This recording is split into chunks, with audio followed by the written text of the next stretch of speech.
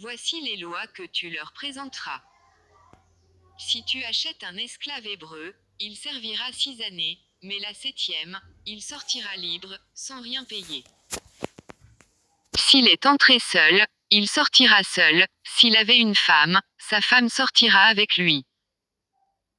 Si c'est son maître qui lui a donné une femme, et qu'il en ait eu des fils ou des filles, la femme et ses enfants seront à son maître, et il sortira seul.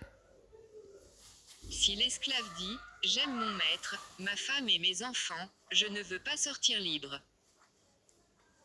Alors son maître le conduira devant Dieu, et le fera approcher de la porte ou du poteau, et son maître lui percera l'oreille avec un poinçon, et l'esclave sera pour toujours à son service.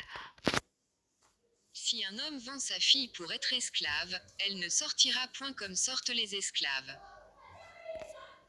Si elle déplaît à son maître, qui s'était proposé de la prendre pour femme, il facilitera son rachat, mais il n'aura pas le pouvoir de la vendre à des étrangers, après lui avoir été infidèle. S'il la destine à son fils, il agira envers elle selon le droit des filles. S'il prend une autre femme, il ne retranchera rien pour la première à la nourriture, aux vêtements, et au droit conjugal. Et s'il ne fait pas pour elle ces 3 choses, elle pourra sortir sans rien payer, sans donner de l'argent.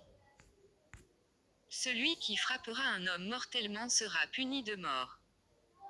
S'il ne lui a point dressé d'embûche, et que Dieu l'ait fait tomber sous sa main, je t'établirai un lieu où il pourra se réfugier. Mais si quelqu'un agit méchamment contre son prochain, en employant la ruse pour le tuer, tu l'arracheras même de mon autel, pour le faire mourir. Celui qui frappera son père ou sa mère sera puni de mort.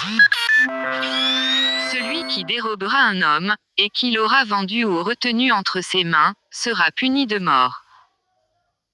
Celui qui maudira son père ou sa mère sera puni de mort.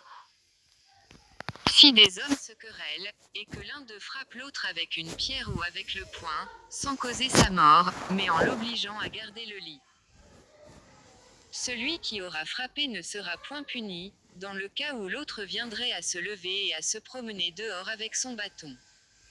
Seulement, il le dédommagera de son interruption de travail, et il le fera soigner jusqu'à sa guérison. Si un homme frappe du